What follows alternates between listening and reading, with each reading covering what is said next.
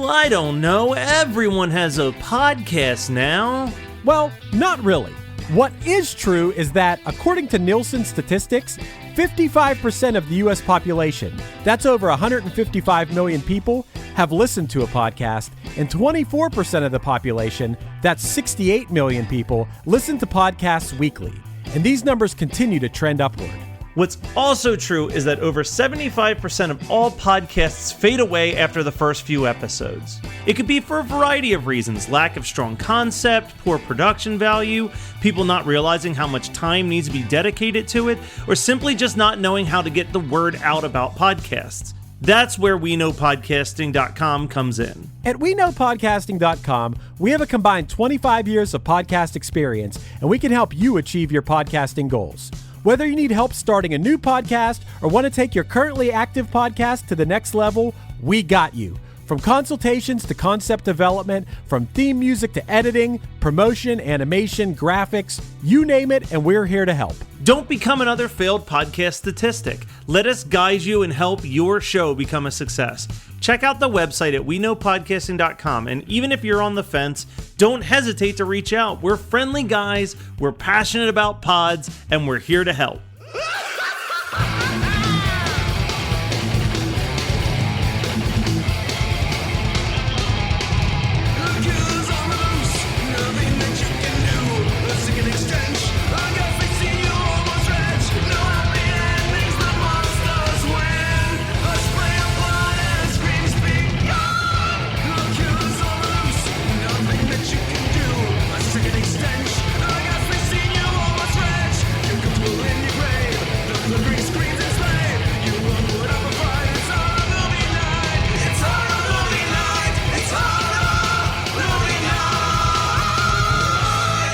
Hey everybody, and welcome to another episode of Horror Movie Night. This week we're talking about a pick from Brian, Pterodactyl Women of Beverly Hills, which is a great name because it implies that there's more than one of them. Wait, is it women or woman? I can't tell. So you gave us a YouTube link to watch this. Was I the only one that watched the Troma intro before the movie started, or did all three of us enjoy that? I watched it too. I watched 30 seconds. And then I said, I don't have time for this 2-minute nonsense. Of Lloyd literally not being able to pronounce the word pterodactyl properly once in the entire video. I think he kept saying pterodactyl. But then there's like this very weird sketch involving a bunch of Troma actors playing Chevy Chase and Al Pacino and stuff. It's weird. Troma puts some bad intros to their movies. But anyway, the thing that blew my mind with this movie was when I saw that it came out in 1997, because I thought that this was some like 1986 shit if I had ever had to make a guess. No, that's the thing about it, is that Beverly D'Angelo was probably all down in the dumps after the Al Pacino thing. Just saying yes to anything. Yeah, but here's the thing, is that this movie is, oh my God, I can't believe I'm fucking about to say this. This movie has good jokes.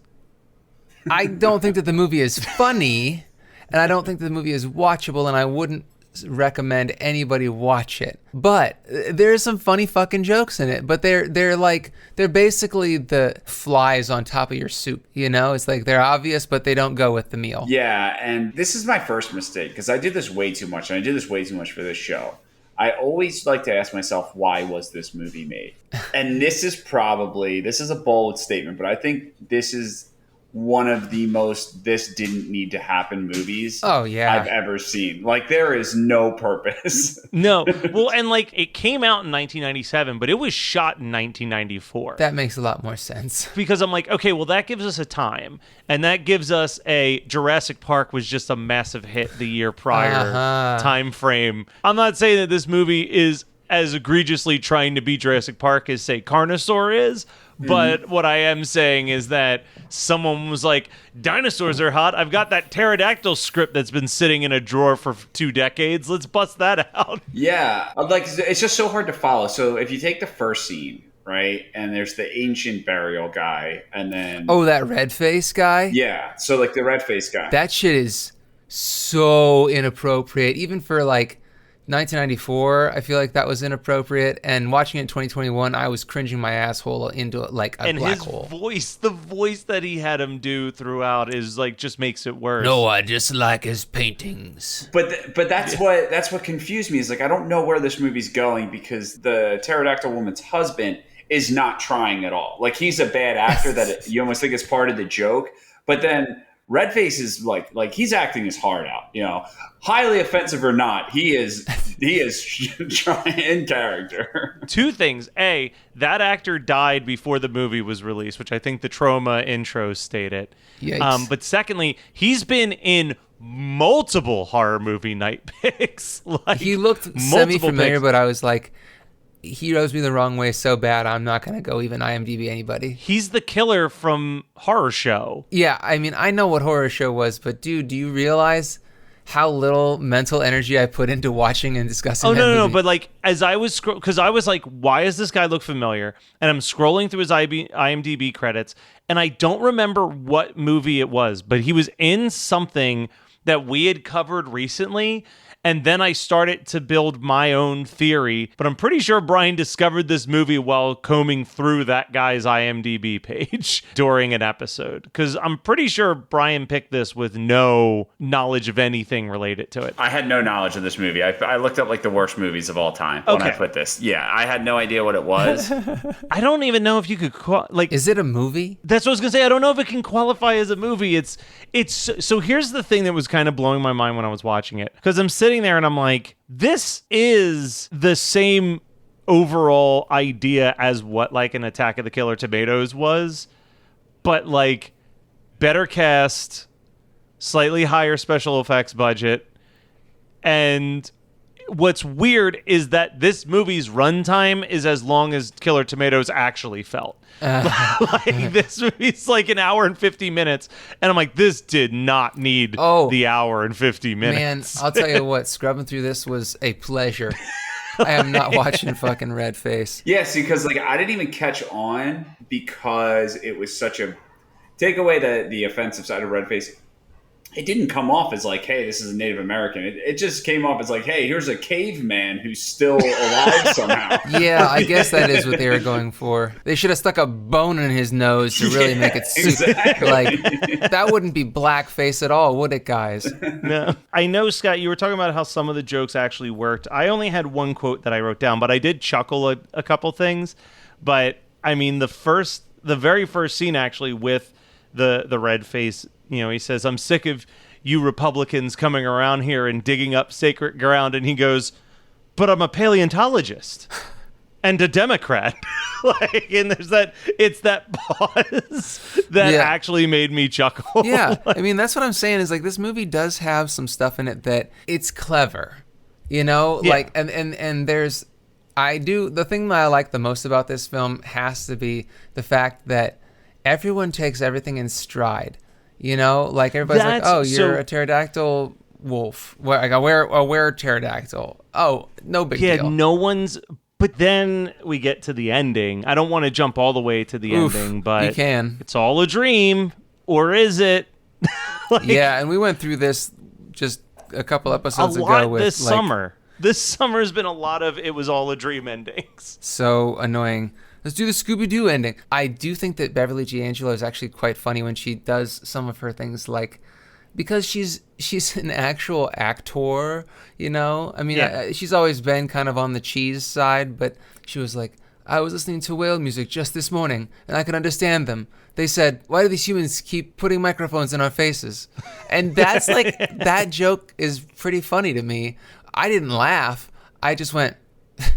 like that's the extent of. I feel like there was a certain point when I'm watching this movie where, like, I get it that Beverly D'Angelo really only had, let's say, 5 years where she could be real picky about her roles. That's so mean, but not wrong. But like, I'm watching this movie and I'm watching Beverly D'Angelo squatting constantly in the movie, or doing like a Bluth chicken impression throughout large chunks of the movie. Even seen a chicken?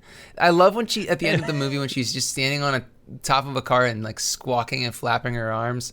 And there's another time when she goes, have you got any halibut in the house, and then she just scampers off with her arms like tucked back. It's kind of like the worst Naruto run you've ever seen. I mean, that shit is funny, but it's also not funny in a comedic way. It's just so absurd. I'm sitting there and I'm like, I can imagine if this was someone's first movie role. You know what I mean? Like, sure. If we were watching this and this movie came out in 1977 and it was Beverly D'Angelo's like first feature film role, you're like, man, the things people do just to like get a chance at being in a movie, but it's like, oh no. No, she's been working. I blame the director. And I don't blame the director and writer as much as I blame like their friends. It's like the same thing with like Theo Vaughn for me. Is like, yeah, I get annoyed that they're famous. Theo Vaughn was on The Real World, but now he's like a stand-up comedian. But like, you have to kind of dig deeper and be like, somebody co-signed this. Like, somebody is encouraging this shit. Yeah, and it's like, you're really funny, dude. You should get make a up movie. There. Yeah, you should get up on that stage, dude. Yeah, the crowd wants it. Yeah, Theo's hilarious, man. You know, no, I mean that is what it always comes down to. Is like I jokingly say this, and I kind of got this from the Kid Chris show too. But like, there is a time and a place for bullying, and sometimes your friends bullying you makes you be like, oh, maybe I shouldn't upload this video that I shot onto TikTok. That's what all the teenagers need, is they need more bullying. Exactly. I stand by it. Here, do not bully a stranger, but you should bully your family and friends. Like, I 100% stand by that. Just verbally, you know, like just verbally tell them that they're doing stupid shit. Yeah. Yeah, I know that you're doing this, but I'm promising you that 2 years later, you're going to wish you didn't upload this, and it's going to be a lot harder to scrub it once it's been up there. So, like, yeah, this will not end well for you. Yeah. Yeah, and, you know, I don't know why, but so much of watching this movie, all I could think about was that part from Bo Burnham Inside when he goes, "What up, wop, wop?" What up? That's all I could think about. So the first note I wrote down was, fuck yeah, claymation dinosaurs. And then they call attention to it because it's that again. I was like, oh, this is from the 70s. But that's because they just took footage from a different movie that was made in the 70s and used the dinosaur footage in the movie. Yeah, I think we own that movie, I'm pretty sure. There's a tape of it. I believe truly that there was this dinosaur tape that everybody had back in the 80s, and we're going to talk about that when we do the What Did We Watch, because the huge irony of watching this fucking movie is that the What Did We Watch this week, my contribution was not my own choosing, but it lined up perfectly. So we'll get there. All right, well then. The only other things like I didn't hate. So here's the wizard behind the curtain on Matt's watching of this. This was on, and I was paying attention to it, and I could tell you all the plot beats of it. But while it was on, I was also folding and wrapping every single Roll of Crit T-shirt that we got. So that I could take them to a convention tomorrow. So, like, I'm just going to be honest. 1 out of the 3 movies that we're discussing tonight, I sat there the whole time, didn't look at my phone and paid attention. And it was probably the one movie that I could have had on in the background. I mean, hey, good movie's a good movie, right? The 3 things that grabbed my attention so badly that I had to stop what I was doing with the shirts and write down a note to remember it. The first one just says, that CGI tongue, though, when his assistant gets turned into a lizard, and it's the only usage of CGI in the whole movie is this awful Super Mario Brothers movie like tongue that shoots out of his mouth. Don't put awful and Super Mario Brothers movie in the same sentence, my friend. Yeah, can we pick a Patreon winner twice, dude? Let's talk about that again. The next note just says, they all start with that. This one says, that sex scene, though. So that caught my attention. And then the last one was, oh, that baby is cute. Those are my 3 takeaways while I was watching this. Yeah, I wasn't paying attention, but I did notice that there was a second pterodactyl at some point. I don't know when he was reintroduced. I noticed him when he was swimming in a pool, explaining how pterodactyls are also humans so they can get impregnated by humans. So that was the same actor who played we'll say the caveman. We'll go with the intentions, I guess. The actor who played the caveman also plays the weird semi-Irish, semi-Australian, like, medicine man that keeps giving him the blue martinis. Yeah. And then turns out that he's also a pterodactyl man, which is why he knows so much about it. Gotcha. Nice little curveball. And that he was turned into a pterodactyl by the exact same caveman. That caveman, he's an incorrigible bastard. But that's when he starts to figure out that they're all characters in someone's dream. Oh, I missed that. Yeah, he's like, I think we're all just characters in a dream. And you're like, who would dream something like this? And then, the movie ends with like a is it or isn't it a dream type ending. Which, so we don't confirm that. Yeah. But it's implied heavily. Gotcha. What did you think of the baby pterodactyl, buddy? I thought it was cute. I thought it was very cute. That's it. Did you... Let me ask, this is the other one. I need to know, because I know your sense of humor. Did you laugh at the dinosaur fart scene? Yeah, I did. Just a little. And then also you have the son just desperately wanting to know about dinosaurs' penis sizes. Yeah. How big is their cock, Dad? Which, like, the weird thing is that I was giving this movie too much credit as far as screenplay writing goes. Because when they did go back in time to the dinosaur era, I was like, oh man, we're going to see a dinosaur dick. Or like, this kid's going to solve the day because of his knowledge of dinosaur penises. Nope, no callback. That was not the case. Never had a callback. Just a weird scene of a kid asking about the sex organs of dinosaurs. So I want you to rewrite this movie, Matt. Right now on the spot. Okay. I want you to end this movie, but understanding the size of a dinosaur's cock ties it up. Go ahead. Well, the caveman's like, I will turn your mom back if you can answer me these questions 3. Question 1, what is the length and girth of a T-Rex's penis? And the kid's like, I've thought about this long and hard, sir. Pun strongly intended.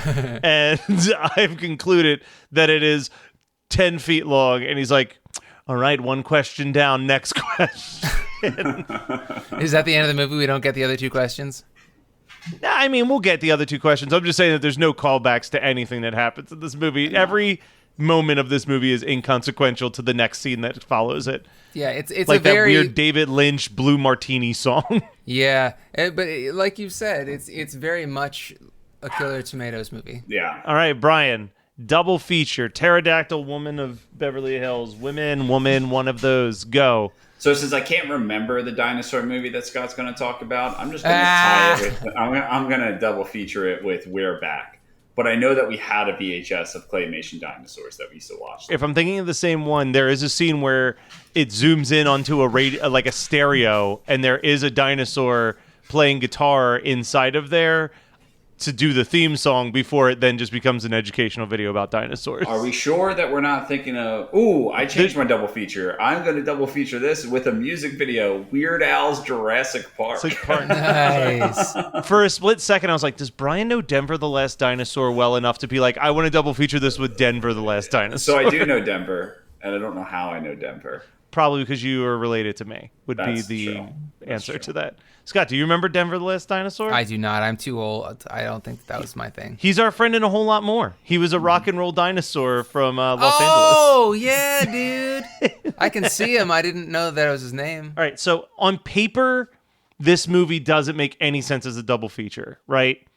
But multiple times while this movie was on, I kept mistaking Beverly D'Angelo as Kathleen Turner in Serial Mom. And the way that everyone just kept immediately buying into everything that was happening, the same way that, like, no one questions the fact that Serial Mom is Serial Mom, I was like, this feels like a John Waters movie that, like, John Waters wrote, and then someone else took the script and was like, oh, we can't film this. We got to make this way more family-friendly and tame. Yeah, I love it. I agree. And obviously, I'm going with Tammy and the T-Rex because any excuse. That was my backup plan. I appreciate if that someone you gave beat it me to me. Serial Mom. What was my T-Rex movie with Whoopi Goldberg? Oh, that was Theodore Rex. Theodore Rex, baby. And if we really wanted to do a super horror movie night triple feature, we would take one of those double features and then we would triple feature it with Prehysteria, which was Yes. scored by is a Chucky Band movie scored by Richard Band. The Band Brothers. So what I remember from that Dino VHS is that there was a lot of claymation, but it was very old claymation at the beginning. It was basically like 1930s and 40s, I believe, claymation, if there was such a thing in the 30s, but in the 40s definitely. So it's like very shitty black and white, and it has like the dinosaurs. They would like they'd like chew on each other's necks and shit. But it was educational. It was about 20 minutes long, but I watched that shit so much. And there was a guy in the basement talking about, I think he was talking about either T-Rexes and their teeth or flying dinos.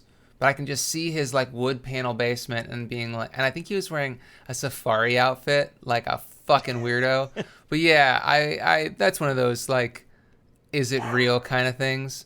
I saw some of the footage of that in the movies that made us episode on Jurassic Park, which is the What Did I Watch this week. And it was very good. It's so funny because I've seen multiple mini docs about that movie, and this one had stuff that I've never even seen before, and it was all about the special effects. I have a weird love-hate with movies that made us, because like I think that they give some of the most interesting facts, and I learned so much more about these movies that I love than I ever knew before, but I can't fucking stand the person that they have doing the narration for those fucking shows. Oh, and the editing is on my last nerve. atrocious.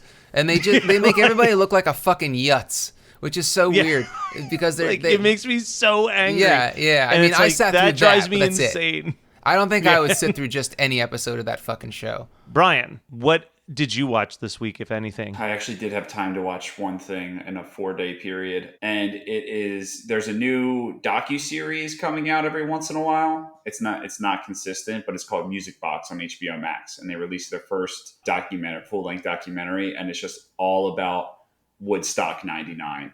I want to watch that. Yeah. I heard that is fantastic. It's the people are annoying, in my opinion.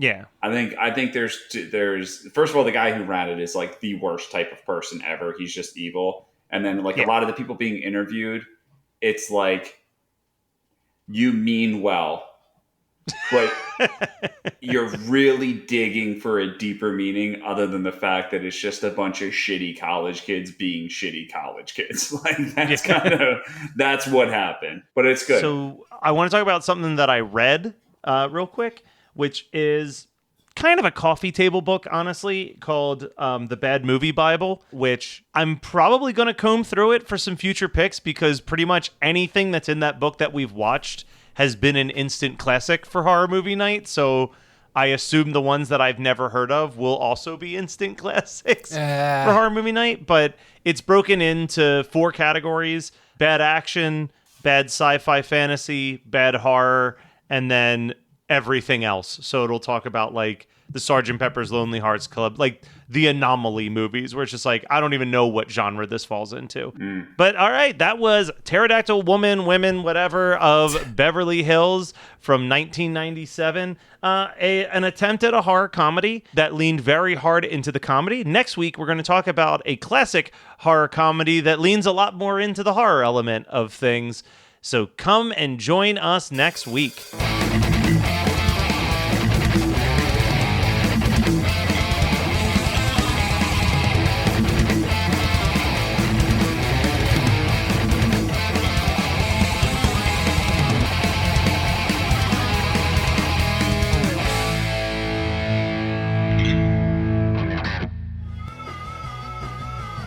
You're listening to the Geekscape Network.